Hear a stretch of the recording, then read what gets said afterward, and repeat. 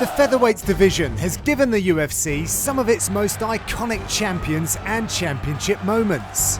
As one of the most talent-rich divisions, breaking through into the top 5 at 145 pounds is no easy task, and staying on top of that heap is even harder.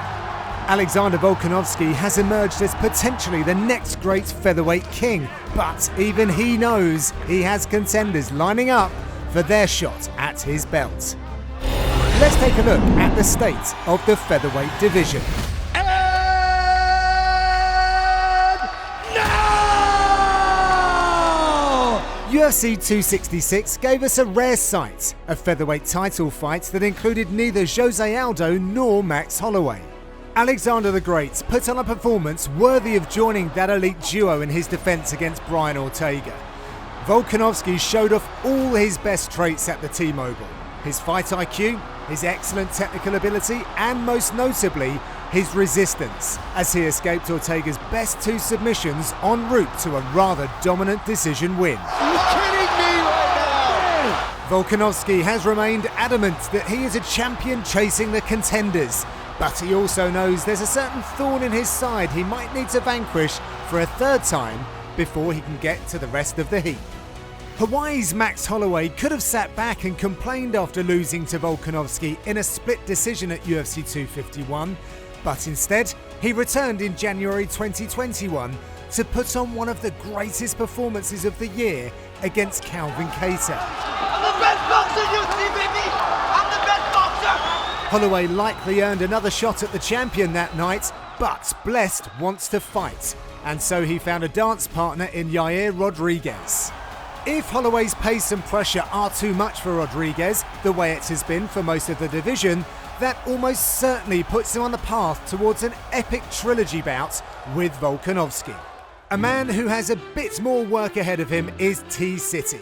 Ortega fought valiantly in his 2nd title shot and was dramatically close to the belt in a 3rd round against Volkanovski. But it's back to the drawing board for LA's favourite son.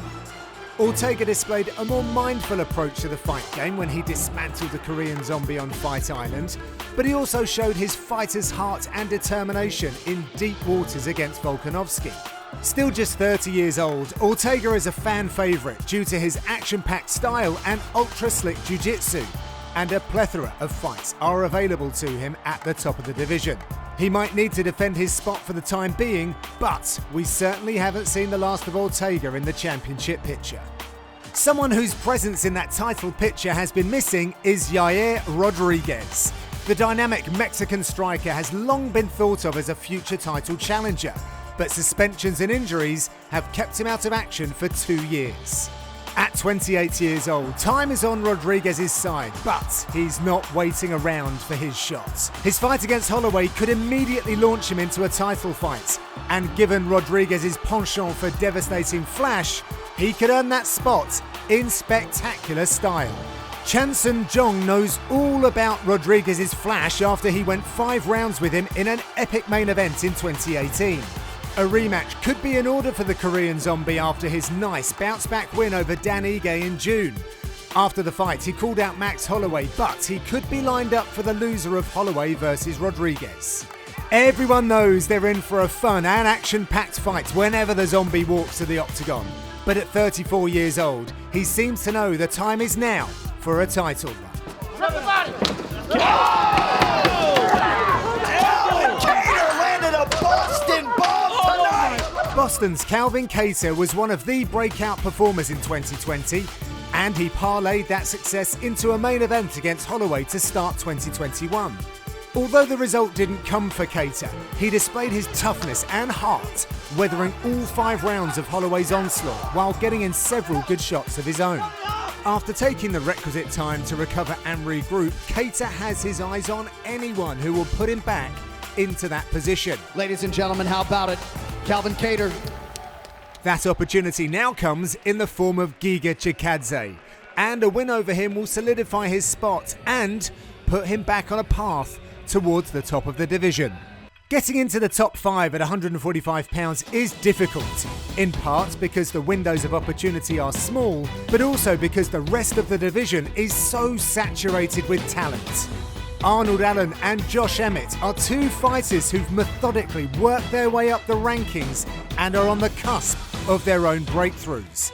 However, perhaps the biggest climber is one Giga Chikadze. Georgia's kickboxing ace is on a 3-fight finish streak, and his back-to-back wins over Cub Swanson and Edson Barboza firmly puts him on the map of contenders to watch at 145. And the time has come for him to put his skills to the test against someone in the top 5. Chikadze is slated to take on Calvin Kattar in a matchup sure to bring fireworks early in 2022. Featherweight is a dream of a division.